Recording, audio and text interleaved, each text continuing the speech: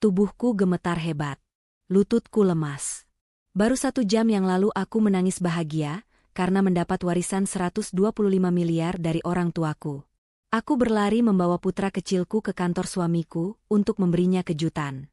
Tapi dari balik pintu ruangannya, aku malah mendengar kejutannya. Ternyata, suamiku. Sebelum ceritanya dimulai, silakan tulis di kolom komentar dari daerah mana saja teman-teman yang menonton cerita ini. Jangan lupa like dan subscribe agar channel ini bisa semakin berkembang dan bisa mempersembahkan cerita yang lebih menarik lagi. Duniaku terasa sempit, namun penuh. Sempit karena hanya berputar di rumah kontrakan sederhana kami, dan penuh karena tawa putra kecil kami, Rafa. Pagi itu, seperti ratusan pagi lainnya, aku, Kalista, sedang menyuapi Rafa bubur ayam yang kubuat sendiri. Hijab bergo instan yang kukenakan sedikit miring, karena Rafa baru saja menariknya sambil tertawa. Bocah lelaki berusia 5 tahun itu adalah pusat semestaku. Dia adalah alasan dibalik setiap lelah dan juga sumber dari setiap bahagiaku. Suamiku, Dava, sudah berangkat bekerja sejak fajar tadi. Dia selalu sibuk. Bekerja keras, katanya, demi kami. Aku selalu percaya padanya. Aku mencintainya dengan sisa-sisa hati yang telah lelah oleh kehidupan sebelum bertemu dengannya. Kami hidup pas-pasan. Dava adalah manajer junior di sebuah perusahaan properti. Gajinya cukup untuk membayar kontrakan, tagihan, dan kebutuhan sehari-hari, tapi nyaris tidak ada yang tersisa untuk ditabung. Aku tidak pernah mengeluh. Bagiku, memiliki Dava yang baik dan Rafa yang sehat sudah lebih dari cukup. Orang tuaku sudah lama meninggal. Meninggalkanku sebatang kara sebelum Dava datang dan memberiku keluarga baru. Saat aku sedang mencuci piring sisa sarapan, ponselku yang layarnya sudah retak di beberapa bagian berdering. Nomornya tidak kukenal. Jantungku sedikit berdebar. Jarang sekali ada yang meneleponku selain Dava atau ibu-ibu di grup pengajian mingguanku. Kuusap tanganku yang basah kecelemek, lalu mengangkatnya. Halo, dengan Ibu Kalista? Suara di seberang terdengar berat, profesional, dan asing. Iya, saya sendiri. Ini dengan siapa, ya? Selamat siang, Ibu Kalista. Nama saya Rahmat. Saya pengacara dari firma hukum Rahmat dan Rekan. Saya adalah pelaksana wasiat dari almarhum ayah Anda, kata suara itu. Jantungku berhenti berdetak sejenak. Ayah. Nama itu sudah lama sekali tidak kudengar disebut secara resmi. Ayah saya? Suaraku bergetar. Ada apa dengan ayah saya? Ibu Kalista, mohon tenang. Saya tahu ini mendadak. Ada sesuatu yang ditinggalkan almarhum ayah Anda untuk Anda. Sesuatu yang baru bisa kami proses dan cairkan sekarang setelah memenuhi berbagai prosedur hukum yang rumit. Ayah Anda menyimpan dana investasi jangka panjang atas nama Anda. Pak Rahmat berhenti sejenak, seolah memberiku waktu untuk bernapas. Dana? Dana apa? Setahu saya, ayah saya tidak punya apa-apa saat beliau meninggal.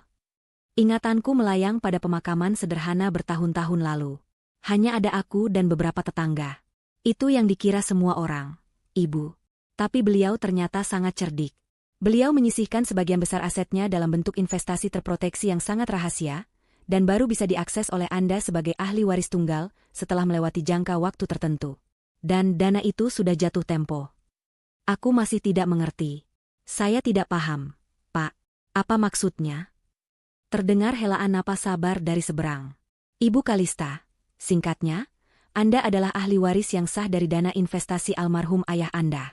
Setelah dipotong semua pajak dan biaya administrasi, jumlah bersih yang akan masuk rekening Anda adalah 125 miliar rupiah. Piring yang sedang kupegang meluncur dari tanganku, jatuh ke lantai keramik dan pecah berkeping-keping. 125 miliar. Aku tidak salah dengar? Telingaku berdenging. Kakiku lemas. Aku terduduk di lantai dapur yang dingin, di antara pecahan piring. Bapak tidak sedang bercanda, kan? Desisku. Air mata mulai menggenang di pelupuk mataku. Saya tidak bercanda, Ibu Kalista. Ini sangat serius. Saya sudah mencoba mencari Anda selama beberapa bulan terakhir. Data kependudukan Anda sering berpindah. Syukurlah akhirnya saya menemukan nomor Anda yang terdaftar. Jelas Pak Rahmat. Kami perlu mengatur pertemuan agar Ibu bisa menandatangani dokumen pencairannya. Ibu, Anda baik-baik saja? Saya. Aku tidak bisa berkata-kata. Air mata kini mengalir deras. Ini bukan mimpi. Ini nyata. Rafa, Ibu kenapa? Suara kecil Rafa terdengar cemas. Dia berlari ke dapur dan melihatku menangis di lantai. Aku segera menghapus air mataku, berusaha tersenyum. Ibu tidak apa-apa, sayang. Ibu cuma sedang bahagia. Setelah menutup telepon dengan Pak Rahmat dengan janji akan segera bertemu di kantornya, aku masih terduduk di lantai. Pikiranku melayang. 125 miliar. Aku mengucapkannya berulang kali dalam hati. Angka yang bahkan tidak pernah berani kubayangkan dalam mimpi terliarku. Aku bisa membeli rumah. Rumah sungguhan, bukan kontrakan. Rumah dengan halaman untuk Rafa bermain. Aku bisa menyekolahkan Rafa di tempat terbaik. Aku bisa membantu Dava. Ya, Dava. Suamiku. Wajah Dava langsung terlintas di benakku. Wajah lelahnya setiap pulang kerja. Keluhannya tentang atasannya. Impiannya ingin membuka usaha sendiri yang selalu terbentur modal. Sekarang, semua itu bisa terwujud. Kami bisa mewujudkan semua impian kami. Dava tidak perlu lagi bekerja keras membanting tulang untuk orang lain. Gairah baru menjalari tubuhku. Aku harus memberitahunya. Sekarang juga. Aku tidak bisa menunggu sampai dia pulang nanti malam. Aku harus melihat wajahnya saat mendengar kabar ini. Aku ingin berbagi kebahagiaan ini dengannya, saat ini juga. Dengan tangan yang masih sedikit gemetar, aku membersihkan pecahan piring. Aku lalu memandikan Rafa, mengganti bajunya dengan baju terbaik yang dia punya. Baju polo kecil berwarna biru langit. Aku sendiri bergegas berganti pakaian. Aku memilih gamis terbaikku, yang biasa kupakai untuk lebaran, dan menyemprotkan sedikit parfum. Aku mematut diriku di cermin. Wajahku memerah karena gembira. Kita mau kemana, Ibu? Tanya Rafa, bingung melihatku terburu-buru. Aku berjongkok, memegang kedua bahu mungilnya. Kita mau kasih kejutan buat ayah, sayang. Kejutan yang sangat besar. Setelah ini, hidup kita akan berubah. Kataku, suaraku masih sedikit serak karena tangis haru tadi. Aku segera memesan taksi online. Sambil menunggu, jantungku berdebar kencang. Aku membayangkan reaksi Dava. Dia pasti akan kaget. Dia akan memelukku erat. Mungkin dia akan menangis bahagia. Kami akan merencanakan masa depan kami. Masa depan yang cerah. Masa depan yang tidak pernah kami bayangkan sebelumnya.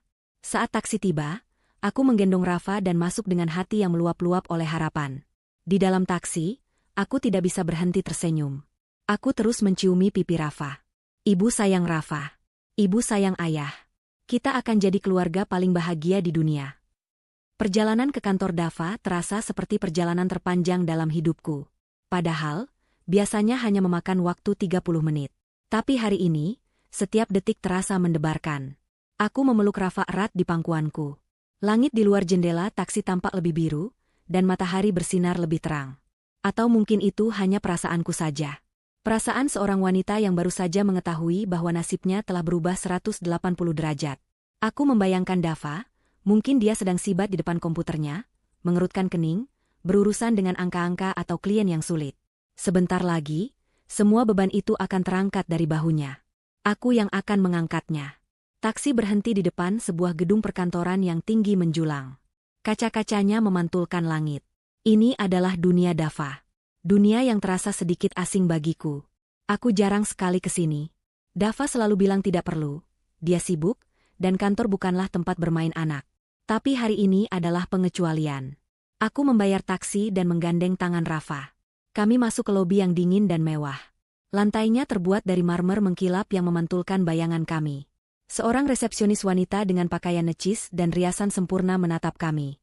Aku bisa merasakan tatapannya menyapu dari hijab sederhanaku, ke gamis lebaranku, lalu ke Rafa yang menatap sekeliling dengan mata membulat. Ada sedikit pandangan meremehkan di matanya, atau mungkin aku hanya terlalu sensitif.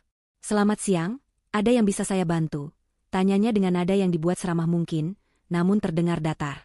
Siang, Mbak. Saya mau bertemu dengan Pak Dava. Suami saya, kataku sambil tersenyum. Resepsionis itu memeriksa komputernya. Pak Dava, apakah sudah ada janji? Oh, tidak. Saya istrinya. Saya mau memberi kejutan, kataku, sedikit berbisik di bagian kejutan. Resepsionis itu mengangkat alisnya sedikit. Baiklah. Pak Dava ada di ruangannya, lantai 15. Lift di sebelah sana. Dia sepertinya tidak terlalu peduli.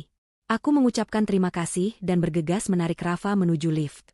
Di dalam kotak besi yang membawa kami naik itu, Jantungku berdebar semakin kencang. Rafa mulai sedikit rewel.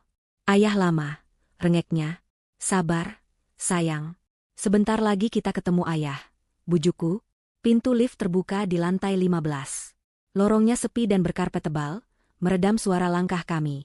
Aku tahu ruangan Dava ada di ujung lorong. Aku sudah pernah kesini sekali, saat acara kunjungan keluarga yang diadakan perusahaan setahun lalu.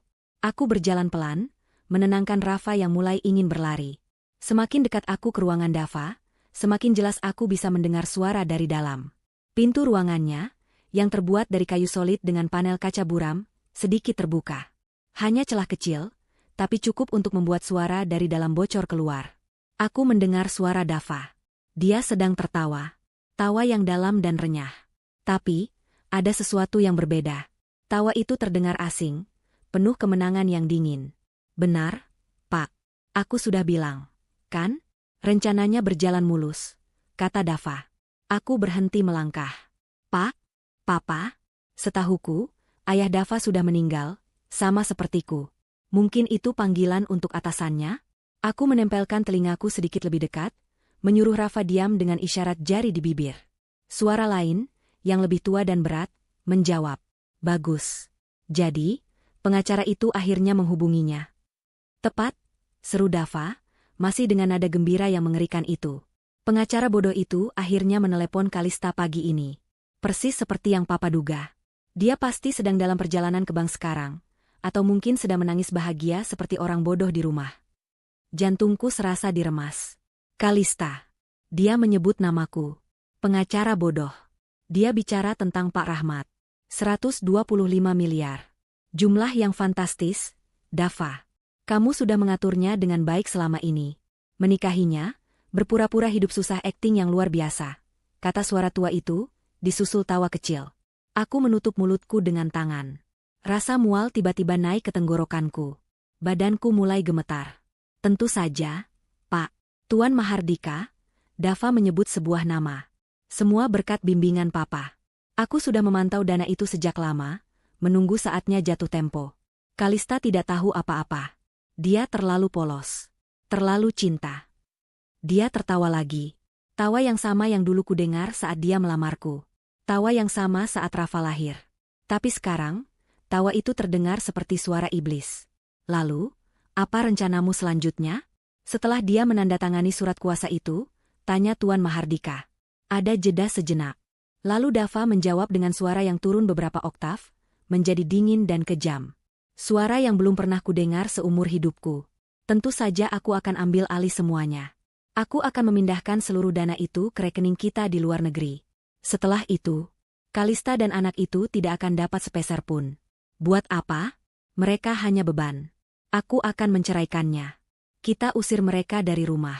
Biar dia kembali jadi gembel di jalanan. Anak itu? Dia bukan anakku, jawab Dava datar. Maksudku, dia anakku secara biologis, tapi aku tidak pernah menginginkannya. Dia hanya alat untuk membuat Kalista tetap terikat padaku. Tubuhku membeku. Gemetar hebat menjalari seluruh tubuhku, dari ujung kepala sampai ujung kaki. Lututku lemas, nyaris membuatku ambruk jika aku tidak sedang bersandar di dinding. Rafa, merasakan gemetaranku, menatapku dengan cemas. Ibu dingin. Aku tidak bisa menjawab. Aku tidak bisa bernapas. Suara di dalam ruangan itu terus berlanjut, tapi aku tidak lagi mendengarnya. Yang kudengar hanyalah detak jantungku sendiri yang berdentum-dentum menyakitkan di telingaku, dan suara Dava yang menggema, kita usir mereka. Beban. Gembel di jalanan. Dunia yang kubangun di atas cinta dan kepercayaan, hancur berkeping-keping dalam hitungan detik. Pria yang kucintai, ayah dari anakku, pria yang kupikir akan kuajak berbagi sisa hidup dalam kebahagiaan ternyata adalah monster. Dia tahu tentang warisan ini. Dia sudah merencanakannya. Pernikahan kami adalah bagian dari rencana itu. Aku hanyalah pion dalam permainannya. Rasa sakit yang menusuk di dadaku begitu hebat. Lebih sakit daripada saat aku kehilangan kedua orang tuaku. Ini adalah rasa sakit pengkhianatan. Dikhianati oleh satu-satunya orang yang kupercaya di dunia ini. Aku tidak tahu berapa lama aku berdiri di sana, mematung. Tapi aku tahu aku tidak boleh pingsan. Aku tidak boleh lemah. Tidak di sini, tidak sekarang. Dengan sisa-sisa kekuatan yang kumiliki, aku mundur perlahan. 1 langkah. 2 langkah. Aku tidak boleh bersuara. Rafa menatapku bingung, tapi untungnya dia tetap diam, mungkin merasakan kengerian yang membekap ibunya. Aku berbalik, menggendong Rafa dengan erat, dan berjalan cepat kembali ke lift. Aku tidak berlari. Aku berjalan dengan martabat yang tersisa. Tapi di dalam, aku hancur. Sepanjang perjalanan di lobi, aku yakin resepsionis tadi bisa melihat wajahku yang pucat pasi, tapi aku tidak peduli. Aku keluar dari gedung itu, kembali ke panasnya jalanan Jakarta. Tapi aku merasa kedinginan. Sangat dingin. Aku memesan taksi lain untuk pulang. Selama perjalanan pulang, aku tidak menangis. Aku hanya menatap kosong ke jalanan. Rafa tertidur di pangkuanku, tidak menyadari bahwa dunia kecil kami baru saja meledak. Kejutan. Ya, aku memang ingin memberi Dava kejutan. Tapi ternyata, akulah yang mendapatkannya. Saat taksi berhenti di depan rumah kontrakan kami, aku masih belum menangis. Sesuatu yang lain telah menggantikan rasa sakit itu. Sesuatu yang dingin, keras, dan tajam. Itu adalah kemarahan. Dan di balik kemarahan itu, sebuah tekad mulai terbentuk. Aku memang akan memberinya kejutan. Aku pura-pura tidak mendengar apa-apa. Aku akan memainkan peranku, sama seperti dia memainkan perannya selama ini. Dia merencanakan sesuatu untukku, aku akan menyusun rencana besar untuknya. Aku akan membalasnya. Aku akan melakukan sesuatu yang akan membuatnya menyesal seumur hidupnya. Dia mengambil duniaku. Aku akan mengambil dunianya. Aku menutup pintu rumah kontrakan kami dengan pelan. Suara kliknya terdengar begitu keras di telingaku yang masih berdenging. Rafa tertidur di bahuku, napasnya yang teratur terasa hangat di leherku. Aku membawanya ke kamar kami yang sempit, membaringkannya di atas kasur tipis. Aku menyelimutinya, mencium keningnya. Untuk sesaat, aku hanya berdiri mematung di sana, menatap wajah polos putraku. Dialah satu-satunya duniaku yang masih utuh. Dialah satu-satunya alasan aku tidak ambruk di lobi kantor tadi. Rafa tidak bersalah. Rafa tidak tahu apa-apa. Dan pria yang baru saja kudengar suaranya, pria yang tega menyebut putranya sendiri sebagai alat dan beban, tidak pantas menjadi ayahnya. Aku berjalan keluar kamar, menutup pintu perlahan. Rumah ini, yang tadinya adalah istanaku, kini terasa seperti penjara. Setiap sudutnya mengingatkanku pada kebohongan. Foto pernikahan kami di dinding. Aku menatap wajah Dava di foto itu. Dia tersenyum begitu tulus, memelukku dengan erat. Aku ingat hari itu. Aku merasa menjadi wanita paling beruntung di dunia. Ternyata, aku adalah wanita paling bodoh. Aku berjalan ke kamar mandi. Aku menatap pantulanku di cermin tua yang sedikit berkarat di tepinya. Wajahku pucat. Mataku bengkak, tapi kering. Tidak ada air mata yang tersisa. Yang kulihat di mata itu adalah sesuatu yang baru. Sesuatu yang dingin. Wanita yang menatapku balik dari cermin itu bukanlah Kalista yang kukenal. Ini adalah seorang wanita yang telah dihancurkan, dan dari puing-puing itu, sesuatu yang lain sedang dibangun. Kemarahan adalah fondasinya. Aku membasuh wajahku. Air dingin itu seolah menyadarkanku. Aku memperbaiki letak hijabku yang kusut. Aku harus terlihat normal. Aku tidak boleh terlihat hancur. Mulai detik ini, aku adalah seorang aktris. Aktris terbaik yang pernah ada di dunia ini.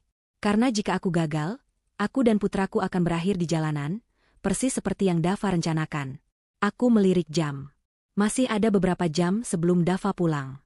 Aku harus menyiapkan makan malam. Rutinitas tidak boleh berubah. Aku pergi ke dapur yang sama tempat aku menerima telepon dari Pak Rahmat pagi tadi. Rasanya seperti sudah 1000 tahun berlalu. Aku mengeluarkan sayuran dan ayam dari kulkas. Aku mulai memotong bawang. Tanganku bergerak secara mekanis. Pisau itu membelah bawang dengan presisi yang tajam. Aku membayangkan wajah Dava. Setiap irisan adalah serpihan kemarahanku. Setiap cincangan adalah sumpah serapahku. Dia pikir aku bodoh. Dia pikir aku lemah. Dia pikir aku hanya seorang ibu rumah tangga polos yang tidak tahu apa-apa selain memasak dan mengurus anak. Dia salah besar. Dia telah meremehkan kekuatan seorang ibu yang anaknya diancam. Aku memasak makanan kesukaannya, ayam kecap pedas. Aroma masakan memenuhi ruangan, aroma yang biasanya membuatku merasa pulang. Hari ini, aroma itu membuatku mual. Tapi aku tetap memasak. Aku akan menyajikan racun terbaikku malam ini, yaitu senyumanku. Waktu berlalu dalam keheningan yang mencekam. Rafa masih tidur nyenyak. Aku duduk di meja makan, menunggu. Menunggu algojoku pulang. Menunggu pria yang kucintai dan kubenci sekaligus. Tepat pukul 7 malam, aku mendengar suara motornya. Jantungku berdebar sangat kencang, nyaris melompat keluar dari dadaku. Aku menarik napas dalam-dalam. Tenang, Kalista. Tenang. Demi Rafa. Pintu terbuka. Assalamualaikum. Suara itu. Suara yang sama yang kudengar di balik pintu tadi. Suara yang penuh tawa kemenangan. Suara yang merencanakan kehancuranku. Aku memaksakan sebuah senyuman. Waalaikumsalam, Mas. Tumben telat. Aku berjalan ke arahnya, mengambil tas kerjanya seperti biasa. Dia mencium keningku. Ciuman yang terasa seperti es. Maaf, sayang. Tadi ada rapat mendadak sama bos besar. Melelahkan sekali. Keluhnya. Bos besar. Tuan Mahardika. Kasihan suamiku. Aku pura-pura bersimpati. Ayo, aku sudah siapkan makan malam. Mas mandi dulu, Gih, biar segar. Wah, istriku memang paling pengertian. Dia mengacak-acak hijabku, lalu berjalan ke kamar mandi. Saat dia di kamar mandi, aku menyiapkan meja. Tanganku sedikit gemetar saat meletakkan piring di depannya. Aku harus mengendalikan diriku. Dava keluar, sudah segar dan berganti pakaian. Dia duduk di meja makan.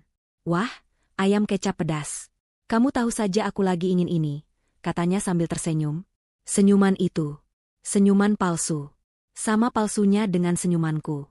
Kami mulai makan. Keheningan hanya dipecah oleh suara sendok dan garpu. Aku tidak bisa menelan makananku.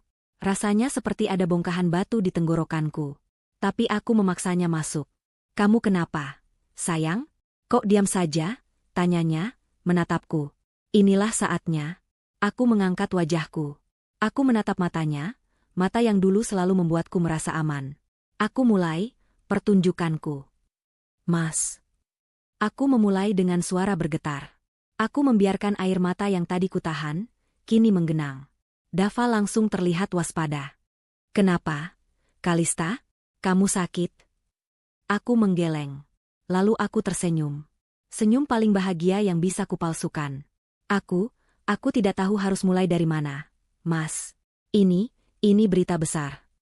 Berita apa? Tanyanya, nadanya pura-pura penasaran. Aktor yang hebat. Tadi pagi. Aku berhenti, mengambil napas seolah-olah aku terlalu terharu. Aku dapat telepon. Dari pengacara. Pengacara almarhum ayahku. Dava meletakkan sendoknya. Dia mencondongkan tubuhnya ke depan. Matanya berkilat. Kilatan keserakahan yang tidak bisa dia sembunyikan sepenuhnya. Pengacara? Ada apa? Aku membiarkan setetes air mata jatuh. Mas, ternyata ayah meninggalkan warisan untukku. Warisan yang baru bisa cair sekarang. Warisan? Dava pura-pura kaget. Berapa, sayang? 10 juta? 20 juta? Aku menatapnya lekat-lekat. 125 miliar, Mas. Hening. Dava membeku. Akting kagetnya nyaris sempurna. Matanya membelalak. Mulutnya sedikit terbuka. Dia benar-benar aktor yang berbakat. Apa? Desisnya. 100 berapa? Kamu jangan bercanda, Kalista. Aku tidak bercanda, Mas. 125 miliar.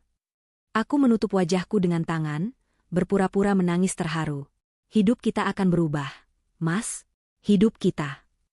Sesaat kemudian, Dava melompat dari kursinya. Dia menghambur ke arahku, menarikku berdiri, dan memelukku erat. Terlalu erat. Hingga aku sulit bernapas. Ya Allah, sayang. Ini luar biasa, teriaknya. Dia memutar-mutar tubuhku. Aku tidak percaya ini. Kita kaya, Kalista. Kita kaya. Aku membalas pelukannya. Aku menyandarkan kepalaku di dadanya yang bidang. Aku bisa mendengar detak jantungnya yang cepat. Bukan karena cinta. Tapi karena adrenalin keserakahan. Aku memejamkan mata, menahan rasa jijik yang luar biasa. Pelukan ini terasa seperti lilitan ular. Dingin dan mematikan. Ini rezeki kita, sayang. Rezeki Rafa, katanya lagi, kini mencium puncak kepalaku. Rezeki kita. Ya, dia sudah merencanakan rezeki ini sejak lama. Dia melepaskan pelukannya, memegang kedua bahuku. Matanya berkaca-kaca. Dia bahkan bisa memproduksi air mata palsu. Kita bisa beli rumah. sayang.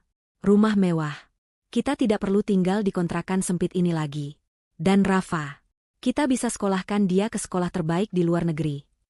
Aku hanya mengangguk, masih berpura-pura terisak oleh kebahagiaan. Dia menuntunku kembali ke kursi. Dia duduk di sampingku, menggenggam tanganku erat. Tapi, uang sebesar itu harus diurus dengan hati-hati, Kalista. Banyak orang jahat di luar sana. Kamu kan tidak paham soal investasi atau hukum. Itu dia. Umpan itu dilemparkan. Aku memang tidak mengerti, Mas. Aku takut, kataku dengan suara lirih, memainkan peranku sebagai wanita lemah. Jangan takut. Dia mengusap punggung tanganku. Ada aku di sini. Aku akan bantu kamu urus semuanya. Biar aku yang tangani. Kamu tinggal duduk manis saja. Kamu percaya padaku, kan, sayang? Aku menatap matanya. Mata seorang pembohong. Mata seorang pengkhianat. Tentu, Mas, jawabku dengan senyum termanis yang bisa kuberikan. Aku percaya penuh sama kamu. Kamu suamiku. Siapa lagi yang bisa kupercaya selain kamu? Dia tersenyum puas. Senyum kemenangan. Dia pikir dia sudah menang.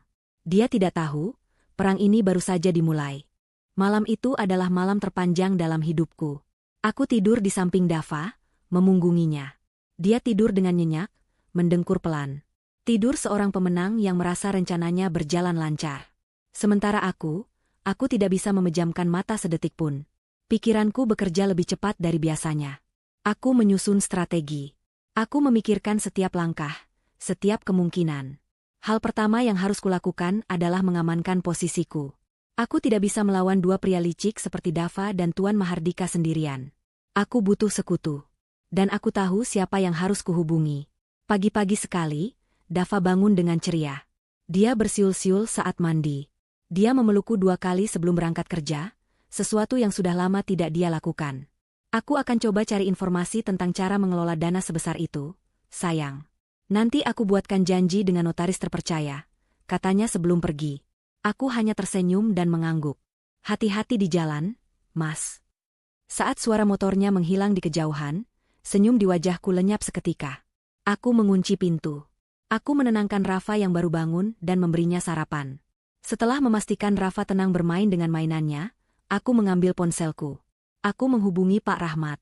Halo, Ibu Kalista. Saya sudah menunggu telepon Anda. Katanya, suaranya tetap tenang dan profesional. Pak Rahmat, kataku, suaraku rendah dan mendesak. Kita harus bertemu. Segera. Tapi jangan di kantor Bapak. Ini sangat penting dan sangat rahasia. Ada jeda sejenak. Baik, Ibu. Saya mengerti. Bagaimana jika di sebuah kedai kopi kecil di daerah Bendungan Hilir? Saya akan kirimkan alamatnya. 1 jam dari sekarang. Saya akan ke sana. Aku bergegas bersiap. Aku menitipkan Rafa sebentar ke tetangga sebelah, Ibu Ratna, dengan alasan ada urusan mendadak di kelurahan. Aku memesan ojek online, bukan taksi. Aku harus bergerak cepat dan tidak menarik perhatian. Aku tiba di kedai kopi kecil yang ramai. Tempat yang sempurna. Tidak ada yang akan memperhatikan kami di tengah keriuhan pagi. Pak Rahmat sudah duduk di pojok, secangkir kopi hitam di depannya. Dia pria parubaya yang rapi, dengan kacamata berbingkai tebal yang membuatnya tampak cerdas. Aku duduk di depannya, jantungku berdebar. Ibu Kalista, sapanya sambil mengangguk. Pak Rahmat, aku tidak membuang waktu. Saya tidak tahu harus percaya pada siapa lagi. Tapi firasat saya mengatakan saya bisa percaya pada Bapak. Ada apa, Ibu? Apa ini tentang warisan itu? Iya, tapi bukan cuma itu. Aku menarik napas. Pak, saya harus menceritakan sesuatu. Sesuatu yang saya dengar kemarin. Sesuatu yang mengerikan. Dan aku menceritakan semuanya. Aku menceritakan perjalananku ke kantor Dava. Aku menceritakan suara yang kudengar di balik pintu. Aku menyebut nama Tuan Mahardika. Aku menceritakan rencana mereka untuk mengambil semua uangku dan membuangku serta Rafa. Selama aku bercerita, wajah Pak Rahmat berubah. Dari tenang, menjadi terkejut, lalu menjadi muram. Rahangnya mengeras. Ketika aku selesai, dia diam untuk waktu yang lama. Dia menatap cangkir kopinya. Tuan Mahardika, desisnya. Saya seharusnya tahu. Bapak kenal dia? Tanyaku. Pak Rahmat mengangkat wajahnya. Matanya menatapku tajam. Saya tidak hanya kenal dia, Ibu Kalista. Saya tahu siapa dia. Almarhum ayah Anda, Tuan Mahardika adalah rival bisnis terbesarnya. Dia adalah orang yang, secara tidak langsung, menyebabkan kehancuran perusahaan ayah Anda belasan tahun lalu. Ayah Anda tidak pernah bisa membuktikannya, tapi dia tahu Mahardika bermain kotor. Tubuhku mendingin. Jadi ini bukan hanya soal uang. Ini adalah balas dendam yang sudah direncanakan sejak lama. Dava bukan hanya pion. Dia adalah tentara yang dikirim oleh Mahardika. Pak, lanjut Pak Rahmat, suaranya kini penuh tekad. Ayah Anda adalah sahabat baik saya. Dia mempercayakan ini pada saya. Dia memintaku untuk melindungi Anda jika saatnya tiba. Saya bersumpah di depan makamnya, saya akan melakukan itu. Dan sekarang, saya tahu apa yang harus saya lakukan. Apa itu, Pak? Pertama, kita harus mengamankan aset Anda. Dava pasti akan segera meminta Anda menandatangani surat kuasa. Jangan tanda tangani apapun. Tapi, apa alasanku nanti? Bilang saja Anda ingin mempelajarinya dulu. Bilang Anda ingin bertemu langsung dengan saya, pengacara keluarga. Saya akan mengaturnya. Saya akan berpura-pura menjadi pengacara tua yang kaku dan sangat birokratis. Saya akan mengulur waktu. Lalu, selagi kita mengulur waktu, kita harus bergerak. Kita harus lebih pintar dari mereka. Pak Rahmat mencondongkan tubuhnya. Ibu Kalista, saya bisa membekukan pencairan dana itu untuk sementara, dengan alasan keamanan. Tapi itu akan membuat Dava curiga. Pilihan lainnya, kita cairkan sebagian kecil dana itu sekarang juga, tanpa sepengetahuan Dava. Mencairkan? Untuk apa? Untuk modal perang Anda, Ibu, kata Pak Rahmat. Anda tidak bisa melawan mereka dengan tangan kosong. Anda butuh sumber daya. Anda perlu tahu apa yang mereka lakukan, di mana mereka menyimpan uang mereka, apa rencana mereka selanjutnya. Mata-mata, bisikku. Penyelidik swasta, koreksi Pak Rahmat. Saya kenal orang yang bisa dipercaya. Dia yang terbaik di bidangnya. Dia bisa melacak Dava dan Mahardika, mencari tahu rekening bank mereka, aset mereka, bahkan mungkin menemukan bukti kejahatan mereka yang lain. Pikiranku langsung tertuju pada percakapan di kantor Dava. Tawa mereka. Rasa jijik kembali menjalari diriku. Lakukan, Pak, kataku tegas. Suaraku tidak bergetar lagi. Berapa yang kita butuhkan? Dia tidak murah. Tapi dia sepadan. Kita cairkan 500 juta rupiah dulu. Kita masukkan ke rekening baru atas nama Anda, yang hanya Anda dan saya yang tahu. 500 juta. Jumlah yang dulu tak terbayangkan. Sekarang, itu hanya uang untuk memulai. Saya setuju, kataku. Dan, Pak Rahmat, saya tidak hanya ingin tahu apa rencana mereka. Saya ingin bukti. Bukti untuk apa? Untuk menceraikannya? Aku menatap Pak Rahmat. Bukan. Bukti untuk menghancurkan mereka. Sama seperti mereka berencana menghancurkan saya. Pak Rahmat menatapku lama. Dia sepertinya melihat sesuatu yang baru di wajahku. Akhirnya, dia mengangguk pelan. Baik, Ibu Kalista. Kita akan susun rencana besar ini. Kita akan berikan mereka kejutan yang tidak akan pernah mereka lupakan. Aku meninggalkan kedai kopi itu dengan perasaan yang berbeda. Rasa takutku telah hilang, digantikan oleh tujuan yang jelas. Aku bukan lagi Kalista yang lemah. Aku adalah seorang pejuang. Beberapa hari kemudian, Pak Rahmat mengabari bahwa rekening rahasiaku sudah aktif, berisi uang operasional kami. Dia juga sudah mengatur pertemuan dengan penyelidik swasta bernama Surya. Aku bertemu Surya di lobi sebuah hotel murah di Jakarta Pusat. Dia pria yang tidak mencolok. Biasa saja. Tapi matanya tajam. Ibu Kalista, tanyanya. Aku mengangguk. Saya tidak punya banyak waktu, kataku. Ini fotonya. Aku memberinya foto Dava dan foto Tuan Mahardika yang kudapat dari Pak Rahmat, dari arsip berita bisnis lama. Saya mau tahu semuanya, kataku. Kemana dia pergi, siapa yang dia temui, di mana dia menyimpan uangnya. Terutama Tuan Mahardika. Saya mau tahu semua koneksi mereka. Surya mengangguk. Saya mengerti. Saya akan berikan laporan harian. Bagus. Jangan sampai ketahuan. Aku kembali ke rumah sebelum Dava pulang. Aku kembali memasak. Aku kembali tersenyum. Aku kembali memainkan peranku sebagai istri yang bodoh dan naif. Dava semakin hari semakin manis. Dia sering membawakanku bunga, coklat. Dia pikir dia sedang memancing ikan. Dia tidak tahu bahwa dia sedang berhadapan dengan hiu. 1 minggu berlalu. Tepat saat Dava mulai tidak sabar menanyakan kapan aku akan menandatangani surat kuasa, laporan pertama dari Surya masuk ke email rahasiaku. Laporan itu singkat. Hanya ada sebuah foto dan beberapa baris kalimat. Foto itu menunjukkan Dava dan Tuan Mahardika sedang berjabat tangan di depan lokasi sebuah proyek konstruksi mewah yang baru. Keduanya tertawa lebar. Di bawah foto itu ada catatan dari Surya, target, Dava, baru saja dipromosikan menjadi direktur proyek. Proyek ini didanai oleh Tuan Mahardika. Ditemukan aliran dana mencurigakan dari rekening proyek ke rekening pribadi di luar negeri, atas nama Dava dan Mahardika. Indikasi kuat, pencucian uang. Aku menatap foto itu. Pencucian uang. Jadi, mereka bukan hanya penipu. Mereka adalah kriminal. Permainannya ternyata jauh lebih besar dan lebih kotor daripada yang kubayangkan. Dan aku, baru saja menemukan senjata pertamaku. Minggu-minggu berikutnya adalah permainan catur yang paling melelahkan. Dava, di satu sisi, berubah menjadi suami paling sempurna di dunia. Dia akan pulang lebih awal, membawakan aku martabak kesukaanku atau mainan baru untuk Rafa.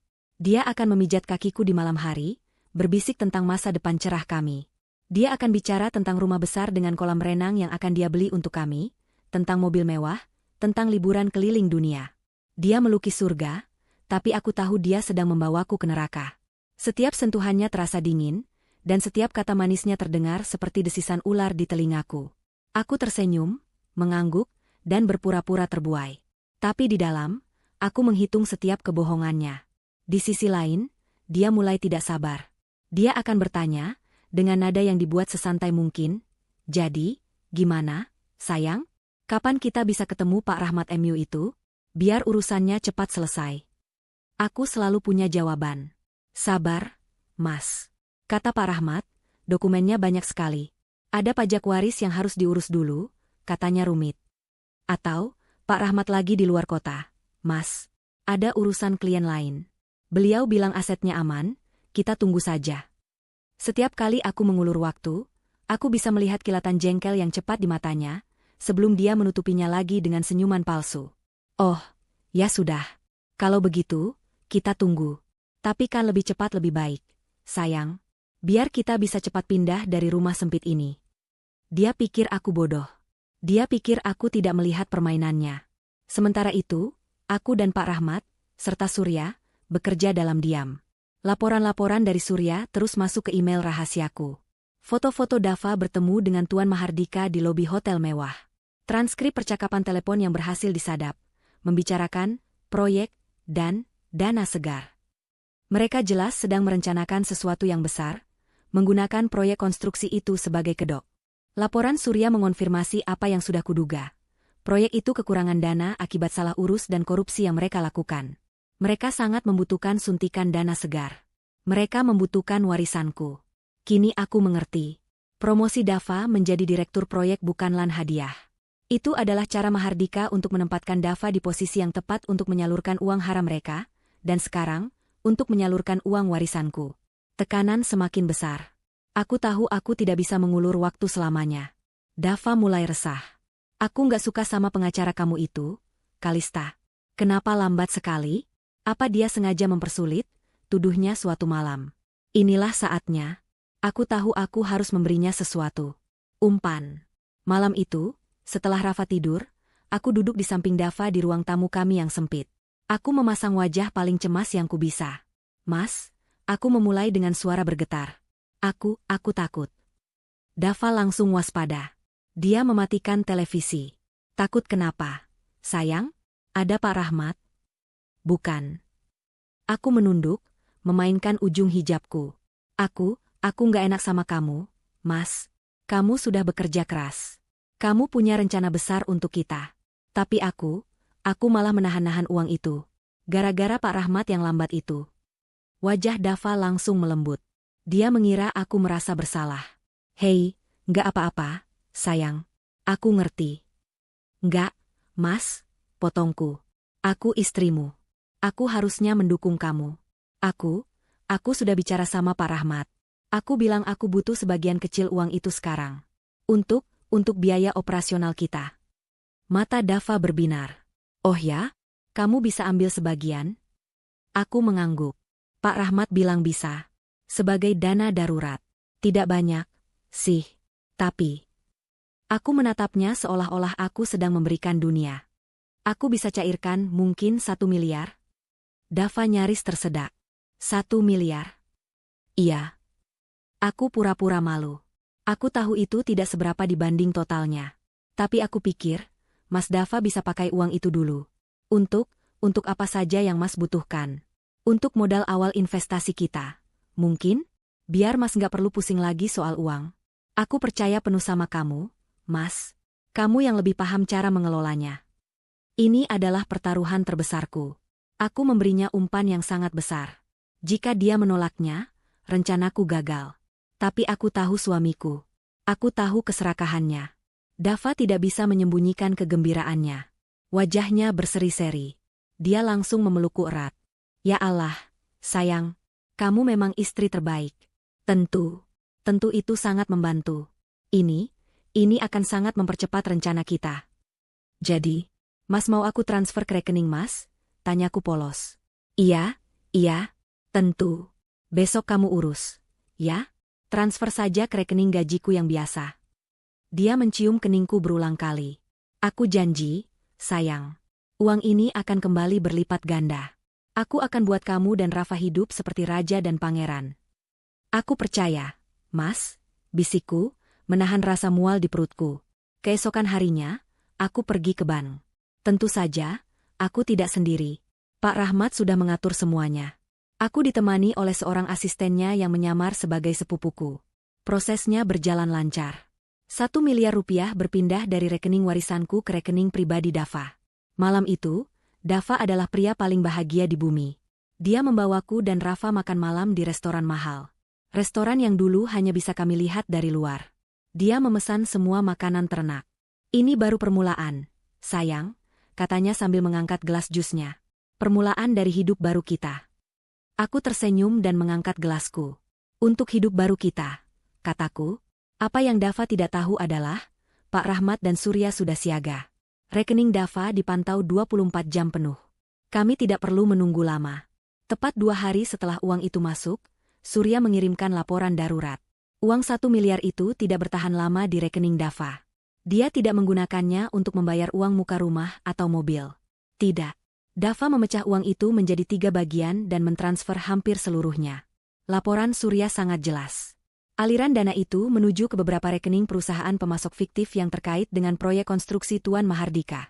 Dan sebagian kecil lagi, yang paling memberatkan, ditransfer langsung ke rekening pribadi Tuan Mahardika di luar negeri. Rekening yang sama yang ditemukan Surya sebelumnya. Dava tidak sedang berinvestasi. Dia tidak sedang membangun masa depan kami. Dia menggunakan uang warisan ibuku untuk menutupi lubang kejahatan mereka. Dia menggunakanku untuk mendanai pencucian uang mereka. Aku menutup laptopku. Tanganku tidak lagi gemetar. Yang ada hanyalah rasa dingin yang menusuk. Umpan itu telah dimakan. Ikan serakah itu telah terjerat. Sekarang, saatnya menarik kailnya. Setelah umpan 1 miliar itu ditelan bulat-bulat, Dava menjadi lebih santai. Dia pikir dia sudah memegang kendali. Dia pikir aku sudah sepenuhnya berada dalam genggamannya. Seorang istri bodoh yang rela memberikan uangnya begitu saja. Dia tidak lagi terlalu agresif menanyakan sisa warisan. Dia sibuk. Aku tahu dia sibuk. Laporan Surya menunjukkan aktivitasnya yang meningkat. Dia sering bertemu Tuan Mahardika, tidak lagi di tempat tersembunyi, tapi di lokasi proyek mereka.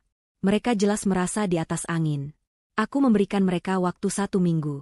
1 minggu bagi mereka untuk merasa nyaman, untuk membiarkan uang haram itu mengendap, untuk membuat mereka lengah. Selama 1 minggu itu, aku adalah istri yang sempurna. Aku memasak, aku tersenyum, aku melayani Dava seolah dia adalah raja. Sementara itu, di belakang layar, timku bekerja. Pak Rahmat menyiapkan dokumen hukum. Surya mengumpulkan lebih banyak bukti. Dan aku mempersiapkan diriku untuk pertempuran puncak. Pada hari ke-8, Dava pulang dengan berita besar. Sayang, aku punya kabar baik. Serunya bahkan sebelum dia melepas sepatu. Wajahnya berseri-seri. Tuan Mahardika, beliau ingin bertemu denganmu. Jantungku berdebar. Ini dia. Bertemu aku? Kenapa? Tanyaku pura-pura kaget. Beliau dengar tentang rencana investasi kita. Dan beliau sangat terkesan dengan dengan kedermawananmu. Beliau ingin menawarkan kita sebuah peluang emas. Peluang untuk melipat gandakan sisa warisan kamu itu dalam waktu singkat. Aku berpura-pura terkesiap. Benarkah, Mas? Iya. Aku sudah bilang. Kan? 1 miliar itu baru permulaan. Dava memegang bahuku. Besok. Kita bertemu besok di kantornya. Ini adalah hari besar kita, Kalista. Setelah besok, kita akan resmi menjadi orang kaya raya. Tapi, apa yang harus aku bawa? Apa yang harus aku katakan? Tanyaku, memainkan peran istri desa yang gugup. Kamu tidak perlu bawa apa-apa. Bawa dirimu saja. Dan mungkin dokumen warisan itu. Hanya untuk ditunjukkan. Sisanya, biar aku yang bicara. Kamu duduk manis saja di sampingku, ya? Aku mengangguk patuh. Baik, Mas. Malam itu, aku nyaris tidak tidur. Aku menghubungi Pak Rahmat dan Surya. Besok, pukul 10 pagi. Di kantor Tuan Mahardika. Ini saatnya. Keesokan paginya, aku berdandan. Aku memilih gamis terbaikku, yang berwarna biru tua, memberiku kesan serius namun elegan. Aku membalut hijabku dengan rapi. Aku menatap pantulanku di cermin. Wanita yang menatap balik tampak tenang. Matanya tajam. Tidak ada lagi ketakutan di sana. Ibu cantik sekali, puji Rafa. Aku tersenyum, menciumnya. Doakan ibu ya, sayang. Dava sudah menungguku. Dia tampak necis dengan setelan jas mahal yang baru dibelinya. Dia terlihat seperti eksekutif sukses. Dia tidak tahu bahwa dia sedang berjalan menuju kehancurannya sendiri. Kami tiba di gedung Tuan Mahardika. Ini adalah gedung yang berbeda dari kantor Dava. Jauh lebih mewah, menjulang tinggi di pusat distrik bisnis. Kami naik lift pribadi langsung ke lantai paling atas, ke ruang kerja Tuan Mahardika. Ruangan itu sangat besar. Jendelanya dari lantai ke langit-langit, menyuguhkan pemandangan kota Jakarta. Tuan Mahardika duduk di belakang meja kayu raksasa, tampak seperti raja di singgasananya. Dia pria yang lebih tua dari Dava, berwibawa, dengan tatapan mata yang tajam dan dingin. Ah, Dava. Dan ini pasti Ibu Kalista. Sapanya, suaranya berat. Dia tidak berdiri. Silakan duduk. Aku duduk di sofa kulit yang empuk. Dava duduk di sampingku, tampak tegang namun penuh harap. Jadi, Ibu Kalista, Tuan Mahardika memulai, langsung ke intinya. Saya dengar Anda baru saja mendapatkan rezeki nomplok. Dan suami Anda, Dava, adalah pria yang cerdas. Dia menginvestasikan sebagian kecilnya dengan sangat baik melalui kami. Dia tersenyum licik. 1 miliar itu sudah berkembang pesat dalam seminggu ini. Bayangkan apa yang bisa kami lakukan dengan 124 miliar sisanya. Dava menyenggolku pelan. Aku menatap Tuan Mahardika. Peluang apa yang Anda tawarkan, Pak? Sederhana, katanya. Anda serahkan sisa dana itu pada kami. Kami akan memasukkannya ke dalam proyek properti kami. Proyek yang sangat menguntungkan. Dalam 6 bulan, saya jamin, uang Anda akan berlipat ganda. Tentu saja, Anda harus menandatangani surat kuasa penuh kepada Dava, agar dia bisa mengelolanya atas nama Anda. Seorang pria yang tampak seperti notaris, yang sedari tadi berdiri diam di sudut, melangkah maju. Dia meletakkan setumpuk dokumen tebal di atas meja kopi di depan kami. Di bagian paling atas, tertulis jelas, surat kuasa penuh. Anda tinggal tanda tangan di sini, Ibu, kata notaris itu, menyodorkan pena. Dava menatapku dengan senyum lebar. Matanya berapi-api. Tanda tangan, sayang. Ini impian kita. Aku mengambil pena itu. Tanganku stabil. Aku melihat ke Dava, lalu ke Tuan Mahardika. Aku melihat ke notaris palsu mereka.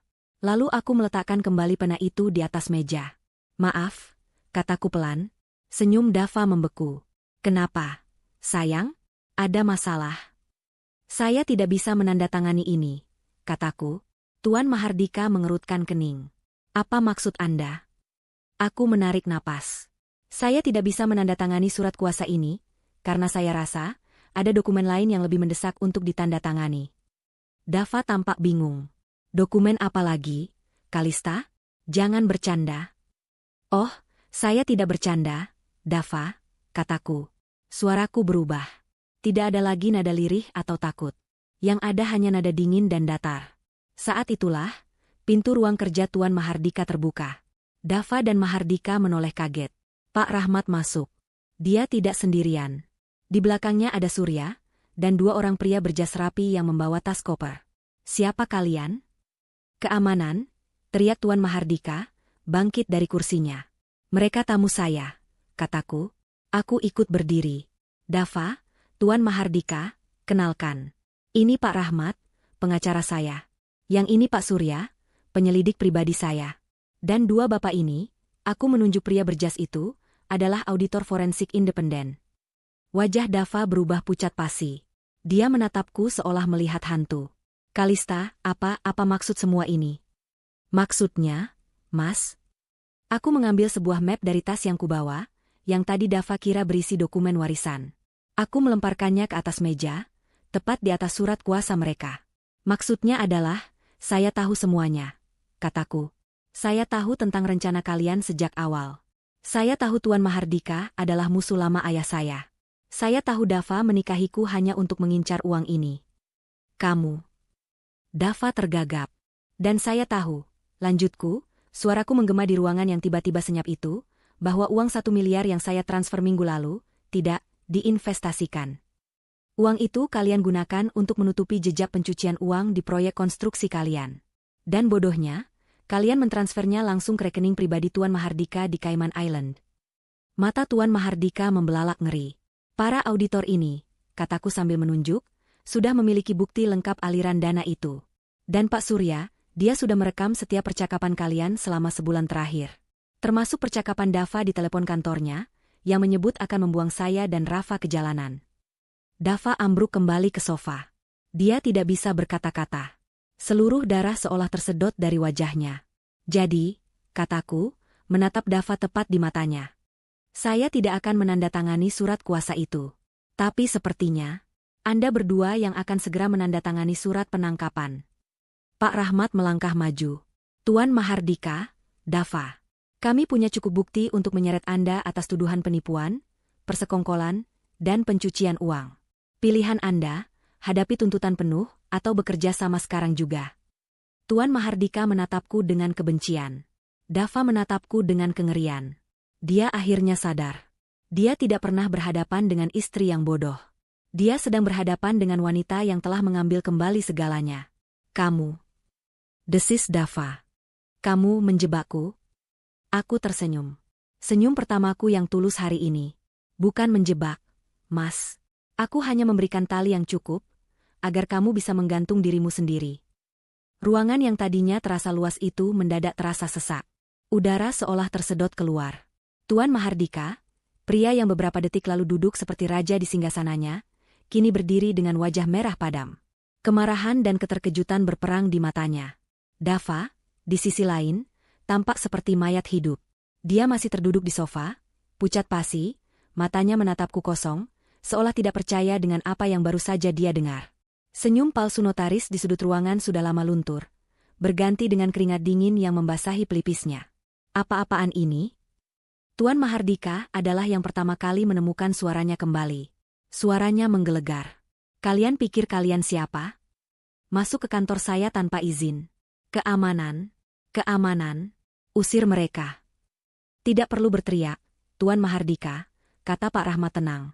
Dia melangkah maju, meletakkan tas kerjanya di atas meja kopi, tepat di samping tumpukan dokumen surat kuasa yang kini tampak konyol.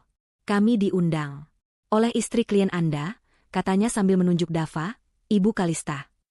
Saya tidak peduli, bentak Mahardika. Kalian menerobos masuk. Dan rekaman? Penyelidik? Itu ilegal. Kalian melanggar privasi saya. Saya bisa menuntut kalian semua. Silakan saja, sahut Surya, pria yang pendiam itu, kini angkat bicara.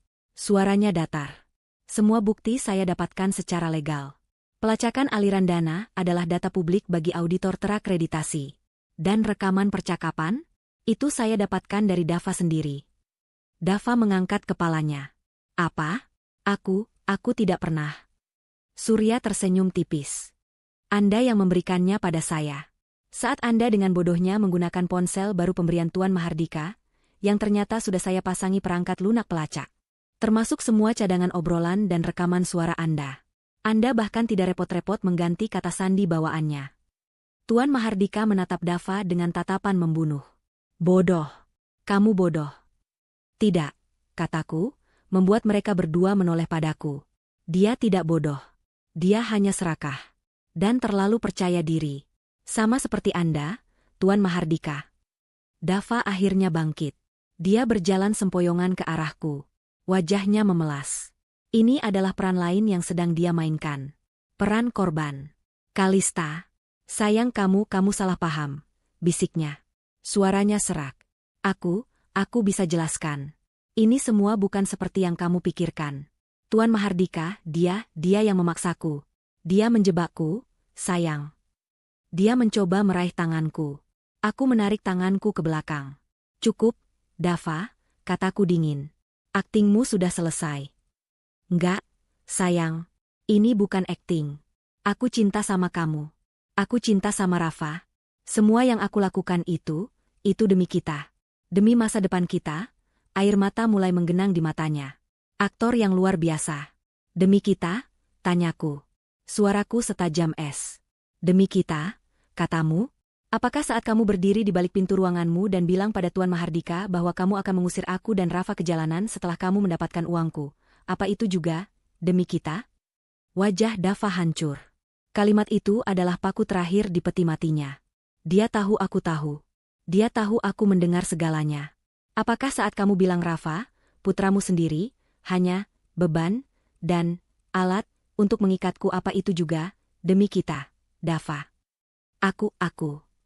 Dia tidak bisa menjawab. Dia hanya bisa menggelengkan kepalanya, panik. Dan uang 1 miliar itu, lanjutku, tidak memberinya jeda untuk bernapas. Kamu bilang itu untuk investasi. Tapi kamu langsung mentransfernya untuk menutupi lubang di proyek haram kalian. Apa itu juga, demi kita? Cukup, teriak Tuan Mahardika. Dia sudah tidak bisa menahan dirinya. Ini semua omong kosong. Masalah rumah tangga kalian. Saya tidak ada urusan dengan itu. Dava, kamu yang mengurus semuanya. Kalau ada masalah hukum, itu urusanmu. Dia mencoba melempar Dava ke bawah bus. Pemandangan yang menyedihkan. Dava menatap mentornya itu dengan nanar. Papa? Jangan panggil aku Papa. Hardik Mahardika. Kamu hanya pegawai rendahan. Sayang sekali, Tuan Mahardika, kini salah satu auditor berjas yang angkat bicara.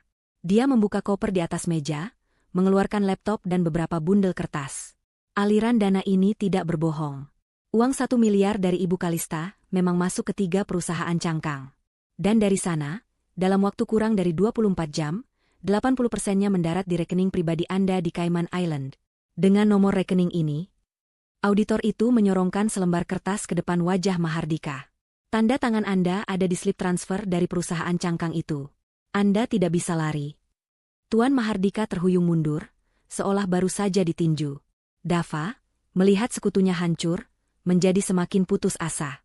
Kalista, aku dijebak. Aku akui aku salah. Aku hilaf.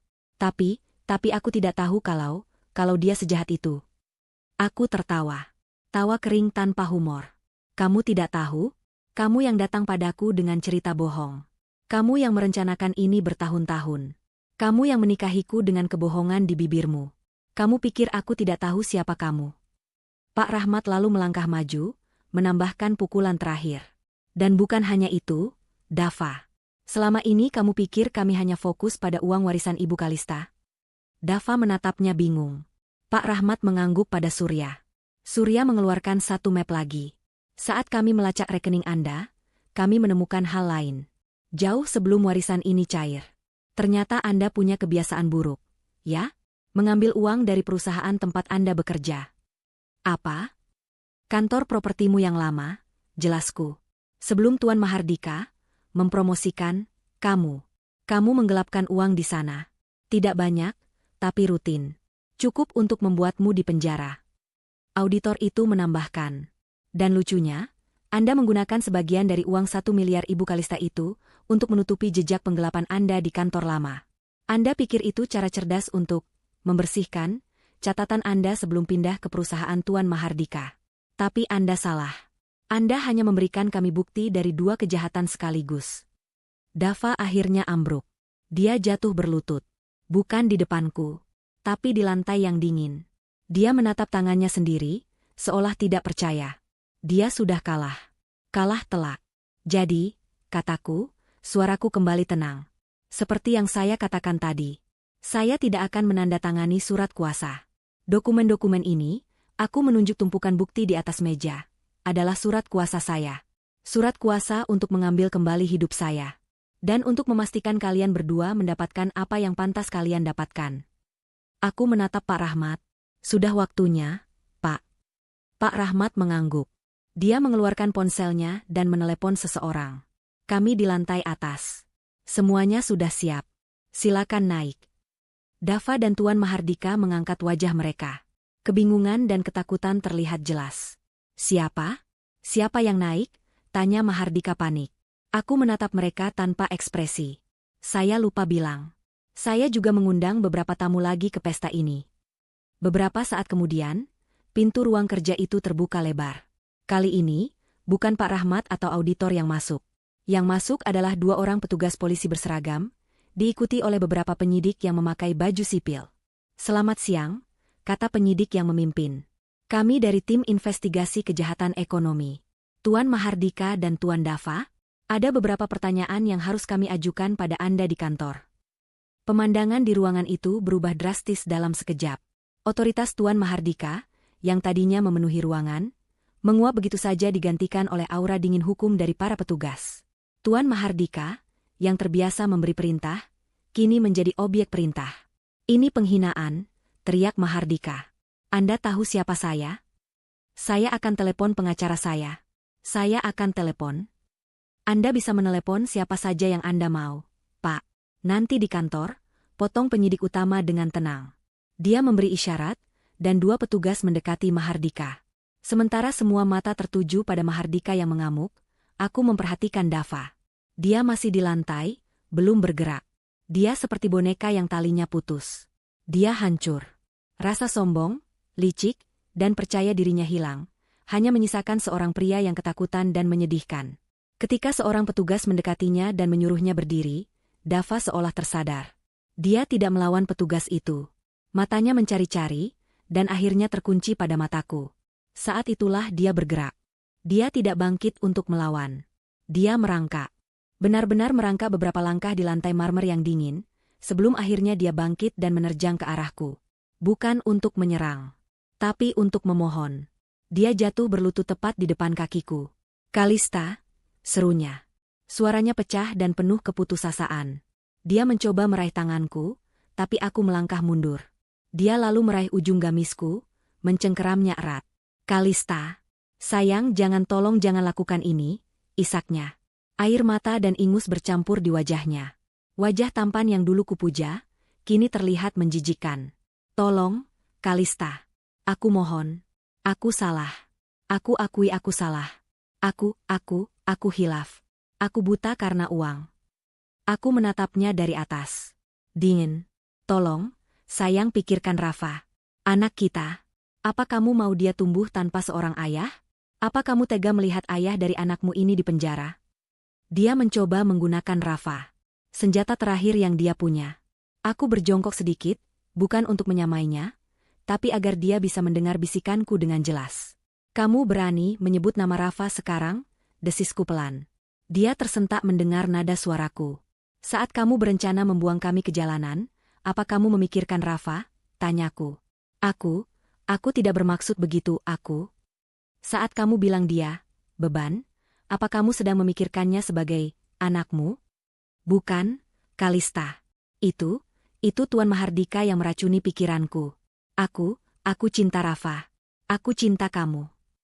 Aku berdiri tegak. Cengkeramannya di gamisku terasa seperti noda. Lepaskan, kataku datar.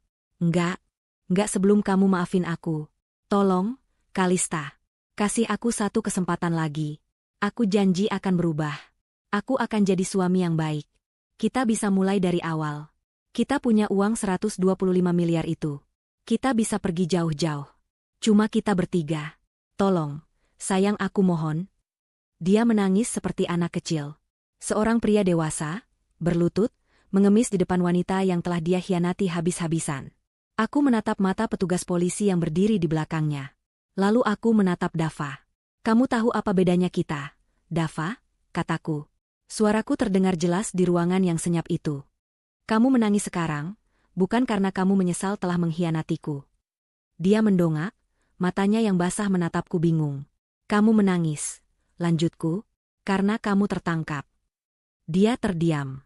Penyesalanmu palsu. Sama palsunya seperti cintamu. Sama palsunya seperti pernikahan kita selama ini. Kamu tidak menyesali perbuatanmu. Kamu hanya menyesali kegagalan rencanamu. Aku menarik gamisku dari cengkeramannya dengan satu sentakan keras, membuatnya terdorong ke belakang. Soal Rafa, kataku, dia memang akan tumbuh tanpa ayah. Dan itu jauh lebih baik daripada dia tumbuh dengan seorang penipu, pencuri, dan pengkhianat pengecut seperti kamu. Itu adalah kata-kata terakhirku untuknya. Aku berbalik. Pak, kataku pada petugas polisi itu. Bawa dia. Bawa mereka berdua. Petugas itu mengangguk. Dia dan rekannya menarik Dava berdiri. Dava tidak melawan lagi. Dia lemas. Seolah jiwanya sudah ditarik keluar. Anda juga, Tuan Mahardika, kata petugas. Tuan Mahardika, yang sedari tadi dia menyaksikan kehancuran Dava, kini terlihat pasrah. Dia tahu permainannya sudah berakhir. Para petugas menggiring mereka berdua keluar ruangan. Pak Rahmat, Surya, dan tim auditor mengemasi barang-barang mereka, menyerahkan bukti-bukti awal kepada tim penyidik. Aku berjalan keluar ruangan itu lebih dulu. Aku tidak menoleh ke belakang. Aku tidak mau melihat wajah Dava atau Mahardika lagi. Aku berjalan menyusuri koridor lantai atas yang sepi, menuju lift pribadi. Pak Rahmat menyusulku. Ibu Kalista, katanya lembut. Anda baik-baik saja? Aku masuk ke dalam lift. Saya baik-baik saja, Pak. Pintu lift tertutup. Kami turun dalam keheningan. Saat lift terbuka di lobi utama, pemandangan kacau menyambut kami. Dava dan Tuan Mahardika sedang digiring melintasi lobi yang ramai. Semua karyawan, semua tamu, berhenti beraktivitas. Mereka menatap. Dan saat itulah, drama terakhir terjadi. Tuan Mahardika, mungkin karena malu dan marah, tiba-tiba berhenti dan berbalik ke arah Dava yang berjalan di belakangnya. Ini semua salahmu, teriak Mahardika, suaranya menggema di lobi. Anak bodoh. Tidak becus. Kalau saja kamu bisa mengurus istri polosmu itu, kita tidak akan seperti ini. Dava, yang sudah hancur, tersulut. Salahku? Anda yang menjebakku. Anda yang bilang ini akan mudah. Anda yang serakah, orang tua bangka. Pengecut. Penipu. Dua pria itu, mantan mentor dan murid, mantan sekutu kejahatan, mulai saling berteriak dan menyalahkan di tengah lobi. Mereka nyaris berkelahi secara fisik sebelum dilerai oleh para petugas yang tampak malu. Itu adalah pemandangan yang memalukan. Dua pria berkuasa, jatuh dengan cara yang paling hina. Aku menyaksikan semua itu dari pintu lift. Semua orang di lobi menonton mereka. Tapi tidak ada yang memperhatikanku. Sementara perhatian semua orang terpusat pada pertarungan memalukan itu, aku, Kalista, wanita berhijab yang mereka anggap polos dan bodoh, berjalan keluar. Aku melewati pintu kaca besar gedung itu. Aku melangkah keluar dari bayang-bayang mereka. Udara Jakarta yang panas dan berdebu menerpa wajahku. Tapi bagiku, ini adalah udara paling segar yang pernah kuhirup. Aku berdiri sejenak di trotoar. Aku melihat ke langit. Lalu aku mengambil ponselku. Aku tidak menelepon Pak Rahmat atau Surya. Aku menelepon tetanggaku. Halo, Ibu Ratna. Assalamualaikum. Iya, ini saya, Kalista. Urusan saya sudah selesai. Saya sedang dalam perjalanan pulang. Terima kasih banyak sudah menjaga Rafa. Aku menutup telepon, memesan taksi, dan menunggu di tepi jalan. Aku akan pulang. Pulang ke putraku. Pulang ke hidup baruku. Perang telah usai. Dan aku yang memenangkannya. Hari-hari setelah penangkapan Dava dan Tuan Mahardika adalah badai yang sunyi. Berita meledak di semua media bisnis. Skandal proyek Mahardika, penipuan investasi miliaran, manajer junior menipu istri sendiri. Wajah Dava dan Mahardika terpampang di mana-mana, tapi bukan sebagai eksekutif sukses, melainkan sebagai tersangka yang digiring dengan tangan terborgol. Aku, Kalista, dan Rafa, untungnya, aman dari sorotan. Pak Rahmat dengan sigap memindahkanku dan Rafa ke sebuah apartemen servis yang aman, jauh dari kejaran wartawan, jauh dari rumah kontrakan kami yang kini terasa seperti kulit ular yang kutinggalkan. Proses hukum dimulai, dan itu adalah proses yang kotor. Aku harus menghadapinya dengan kepala tegak. Hal pertama yang kulakukan adalah mengajukan gugatan cerai. Aku tidak mau lagi terikat sedetik pun dengan nama Dava. Di luar dugaanku, dari balik jeruji penjara, Dava mencoba melawan. Dia menyewa pengacara murahan yang dibayar oleh sisa-sisa keluarganya, mencoba mengulur waktu, mencoba mengklaim bahwa dia adalah korban, bahwa aku telah menjebaknya. Dia bahkan berani-beraninya mencoba mengklaim sebagian dari harta warisanku sebagai gonogini. Di ruang pengadilan agama, pengacaranya berargumen bahwa Dava telah menjadi suami yang baik dan berhak atas sebagian aset yang didapat selama pernikahan. Aku hanya duduk diam, membiarkan Pak Rahmat yang maju. Pak Rahmat tidak banyak bicara. Dia hanya memutar satu barang bukti. Rekaman audio. Rekaman suaraku dan Dava malam itu, saat aku memberitahunya tentang warisan. Dan dilanjutkan dengan rekaman suara Dava dari balik pintu kantornya, saat dia tertawa bersama Tuan Mahardika. Saat dia menyebutku bodoh. Saat dia bilang aku dan Rafa akan dia usir ke jalanan. Hakim mendengarkannya di ruang sidang yang tertutup. Wajah hakim mengeras. Pengacara Dava terdiam, tidak bisa berkata apa-apa lagi. Gugatan ceraiku dikabulkan hari itu juga. Hak asuh penuh atas Rafa jatuh sepenuhnya ke tanganku. Pengadilan juga mengeluarkan perintah pelarangan permanen. Dava tidak diizinkan mendekati atau menghubungi aku dan Rafa lagi, selamanya. Nama Dava dihapus dari akta kelahiran Rafa sebagai wali. Secara hukum, dia bukan siapa-siapa lagi bagi kami. Proses pidananya berjalan paralel. Itu adalah persidangan yang jauh lebih besar. Tuan Mahardika mengerahkan armada pengacara mahal, berusaha memutarbalikkan fakta, berusaha menyalahkan Dava sepenuhnya. Dava, sebaliknya, tampak menyedihkan. Dia mencoba memainkan kartu korban, mengatakan dia berada di bawah tekanan dan ancaman Tuan Mahardika. Tapi bukti tidak bisa berbohong. Tim auditor forensik yang kupekerjakan membeberkan segalanya. Aliran dana 1 miliar itu adalah bukti yang tak terbantahkan. Itu adalah kail yang menancap terlalu dalam. Mereka menunjukkan dengan jelas bagaimana uang itu mengalir dari rekeningku, ke rekening Dava, lalu pecah ke perusahaan cangkang, dan akhirnya mendarat di rekening pribadi Tuan Mahardika di luar negeri. Itu adalah jejak yang sempurna dari sebuah konspirasi pencucian uang. Kesaksianku adalah puncaknya. Aku berjalan ke mimbar, tenang dan teguh. Aku menceritakan semuanya. Dari telepon Pak Rahmat, kebahagiaanku, sampai saat aku berdiri gemetar di luar pintu ruangan Dava. Aku menceritakan setiap kebohongan yang Dava ucapkan malam itu, setiap pelukan palsu, setiap janji manis. Aku menatap Dava yang duduk di kursi terdakwa. Dia tidak berani menatapku balik. Dia hanya menunduk, menatap lantai. Jaksa menuntut hukuman maksimal. Penipuan terencana, penggelapan, persekongkolan, pencucian uang. Daftar kejahatannya panjang. Putusan hakim dibacakan. Tuan Mahardika, sebagai otak dari semuanya, dijatuhi hukuman 20 tahun penjara dan denda yang melenyapkan sisa-sisa kekayaannya. Perusahaannya bangkrut. Namanya hancur. Dan Dava, suamiku, mantan suamiku. Dia terbukti bersalah atas semua tuduhan. Termasuk penggelapan di kantor lamanya yang dia coba tutupi. Karena perannya yang sentral dalam menipuku dan memfasilitasi pencucian uang, dia dijatuhi hukuman 15 tahun penjara. 15 tahun. Rafa akan berusia 20 tahun saat ayahnya bebas. Aku meninggalkan ruang sidang hari itu dengan perasaan lega yang luar biasa.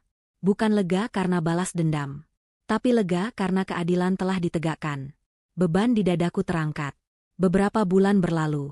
Aku dan Rafa mulai membangun hidup baru kami.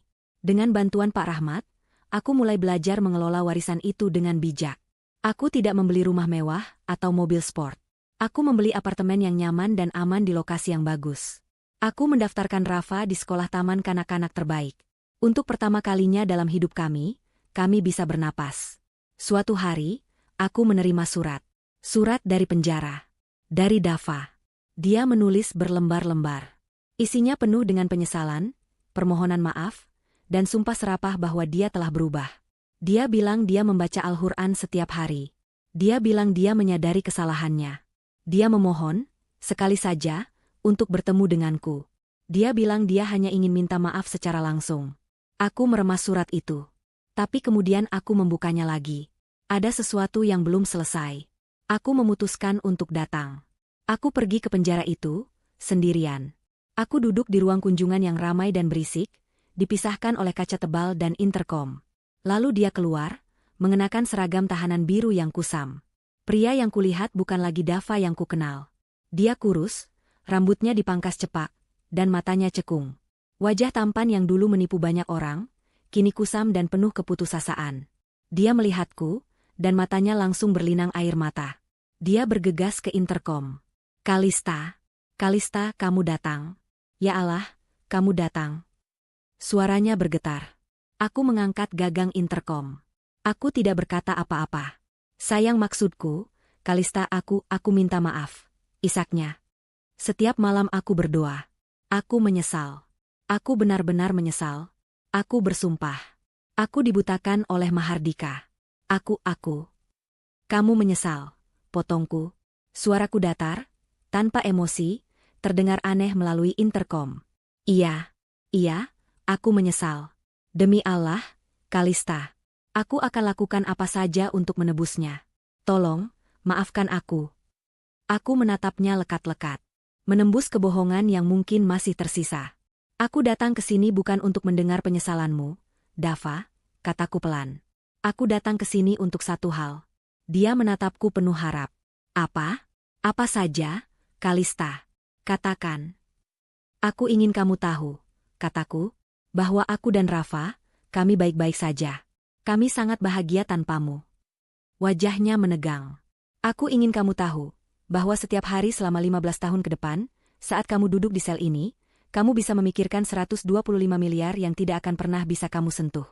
Kamu bisa memikirkan rumah nyaman yang tidak akan pernah kamu tinggali. Dan kamu bisa memikirkan seorang putra yang tidak akan pernah memanggilmu, ayah. Kalista, jangan sekejam itu. Rintihnya. Kejam? Aku tertawa sinis. Kamu yang mengajariku caranya. Tapi jangan khawatir. Aku tidak akan membalas dengan caramu. Pembalasan dendam terbaikku bukanlah ini. Aku berdiri. Pembalasan dendam terbaikku adalah hidupku. Hidup yang bahagia dan sukses, yang kubangun di atas puing-puing kebohonganmu. Hidup yang tidak akan pernah kamu lihat, dan tidak akan pernah menjadi bagian darinya. Kalista, tunggu. Jangan pergi, teriaknya panik. Dia menggedor-gedor kaca. Bagaimana Rafa? Tolong biarkan aku bicara dengannya. Sekali saja. Dia anakku. Aku berhenti di pintu keluar, tapi aku tidak berbalik. Kamu salah, kataku. Dia bukan anakmu. Dia anakku.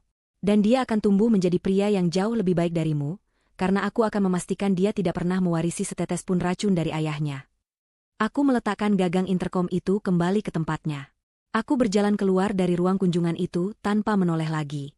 Aku bisa mendengar teriakannya yang frustrasi dan penuh penyesalan di belakangku, tapi suara itu semakin lama semakin mengecil, tertelan oleh suara pintu besi yang tertutup di belakangku. Itu adalah akhir. Babak itu telah kututup. 2 tahun berlalu. 2 tahun adalah waktu yang singkat, namun juga bisa menjadi waktu yang sangat panjang untuk membangun kembali sebuah dunia. Pagi itu, Jakarta cerah. Aku, Kalista, berdiri di atas panggung kecil. Aku tidak lagi memakai gamis harian yang sederhana. Aku mengenakan pakaian kerja yang rapi namun tetap santun, blazer berwarna krem di atas blus putih, dan hijab yang tertata sempurna. Di depanku, puluhan tamu undangan, anak-anak, dan wartawan duduk mendengarkan. Di belakangku, berdiri sebuah gedung baru berlantai 3. Gedung itu tidak mewah, tapi modern, bersih, dan penuh warna. Dindingnya dicat cerah, dengan taman bermain yang luas di sampingnya. Di atas pintu masuk utama, terpampang sebuah nama, Yayasan Harapan Bunda. Aku menggenggam mikrofon. Jantungku sedikit berdebar, tapi bukan karena takut. Ini adalah debaran bahagia. Assalamualaikum warahmatullahi wabarakatuh. Sapaku. Suaraku, yang dulu hanya berani berbisik, kini terdengar jelas dan percaya diri melalui pengeras suara. Selamat datang di peresmian Yayasan Harapan Bunda. Sebuah tempat yang saya bangun dari impian dan doa. Aku berhenti sejenak, menatap ke kerumunan. Mataku menangkap sosok Rafa, yang kini berusia 7 tahun, duduk di barisan depan di samping Ibu Ratna, mantan tetanggaku yang kini menjadi sahabat dan membantuku mengurus Rafa. Rafa melambaikan tangan kecilnya padaku. Aku membalasnya dengan senyuman. 2 tahun lalu, lanjutku, hidup saya berubah. Saya diberi amanah. Amanah yang sangat besar, yang awalnya saya pikir adalah sebuah berkah. Tapi berkah itu nyaris menghancurkan saya. Para wartawan mulai mencatat lebih cepat. Mereka tahu siapa aku. Mereka tahu ceritaku. Saya hampir menjadi korban, kataku. Korban dari keserakahan, pengkhianatan, dan kebohongan. Saya hampir saja berakhir di jalanan bersama putra saya. Tapi takdir berkata lain. Saya diberi kekuatan untuk melawan. Dan saya menang. 125 miliar rupiah, aku menyebut angka itu dengan lantang. Angka yang fantastis. Angka yang bisa membeli istana, mobil mewah, dan kehidupan yang penuh foya-foya. Tapi, apa gunanya semua itu, jika hanya untuk diriku sendiri? Aku menatap gedung di belakangku. Maka, saya memutuskan. Uang ini, warisan ini, bukanlah untukku. Ini adalah ujian. Dan aku akan menggunakannya untuk tujuan yang lebih besar. Yayasan Harapan Bunda, jelasku, didedikasikan untuk para ibu tunggal, para wanita yang menjadi korban kekerasan rumah tangga, dan anak-anak yatim piatu. Wanita-wanita yang, seperti saya dulu, merasa sendirian dan tidak punya tempat untuk berlindung. Di sini, kami tidak hanya memberikan tempat tinggal. Kami memberikan pelatihan keterampilan, bantuan hukum, beasiswa untuk anak-anak mereka, dan yang terpenting, kami memberikan harapan. Tepuk tangan membahana. Aku melihat Pak Rahmat berdiri di samping panggung, tersenyum bangga. Dia bukan lagi hanya pengacara.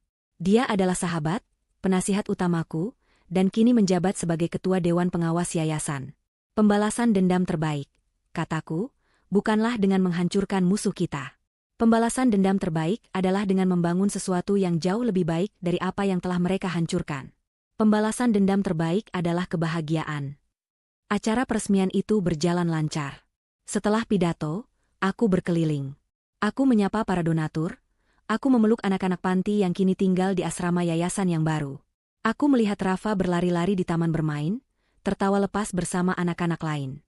Dia tumbuh menjadi anak yang ceria, percaya diri, dan penuh kasih. Tidak ada jejak trauma di matanya. Saat acara hampir selesai, Pak Rahmat menghampiriku, membawakan segelas jus. Pidato yang luar biasa, Ibu Kalista. Anda resmi menjadi seorang CEO sekarang, guraunya. Aku tertawa. Terima kasih atas segalanya, Pak Rahmat. Tanpa Bapak, saya tidak akan ada di sini. Omong-omong, kata Pak Rahmat, wajahnya sedikit serius. Ada kabar terbaru. Saya baru dapat email dari tim hukum. Kabar apa? Tuan Mahardika. Dia meninggal di penjara tadi malam. Serangan jantung. Aku terdiam sejenak. Aku tidak merasakan apa-apa. Tidak ada rasa puas, tidak ada rasa kasihan. Hanya kehampaan. Dia hanyalah bagian dari masa lalu yang sudah kututup rapat. Dan, Dava? Tanyaku. Dia mencoba mengajukan banding lagi. Ditolak. Tentu saja. Dia juga mengirim surat lagi. Surat ke-20 bulan ini. Memohon agar ibu mengizinkannya melihat foto Rafa. Dia dengar tentang yayasan ini dari berita di penjara. Aku menatap Rafa yang sedang bermain ayunan. Biarkan saja dia di sana, Pak, kataku tenang. Biarkan dia melihat dari balik jeruji, apa yang telah aku bangun dari puing-puing yang dia ciptakan. Biarkan dia melihat bahwa wanita bodoh dan polos yang dia remehkan, kini memberi harapan pada ratusan wanita lain. Hidupnya sudah selesai, Kalista. Dia akan membusuk di sana, dilupakan oleh semua orang, menyesali setiap keputusannya. Dia menyesal seumur hidup, persis seperti yang Anda inginkan. Aku mengangguk. Tapi anehnya, itu tidak lagi terasa penting. Penyesalannya adalah urusannya sendiri. Ibu. Rafa berlari ke arahku, memeluk kakiku dengan erat. Bajunya sedikit kotor karena bermain tanah. Hei, jagoan. Aku berjongkok, membersihkan pipinya yang bernoda coklat. Senang bermainnya? Senang sekali, Ibu. Tadi Rafa bantu kakak menanam bunga. Aku memeluknya erat. Inilah duniaku. Inilah balas dendamku. Kebahagiaan yang utuh. Aku berdiri, menggandeng tangan Rafa. Aku menatap gedung yayasan yang berdiri kokoh di bawah sinar matahari. Aku sadar, aku tidak hanya membangun sebuah yayasan. Aku telah membangun kembali hidupku. Aku telah mengubah warisan yang penuh tragedi, menjadi warisan yang penuh harapan. Dava ingin mengambil 125 miliar dariku dan membuatku menyesal. Pada akhirnya, dia kehilangan segalanya. Dan aku mendapatkan sesuatu yang jauh lebih berharga dari uang. Aku mendapatkan diriku kembali. Dan itu adalah akhir cerita yang paling memuaskan.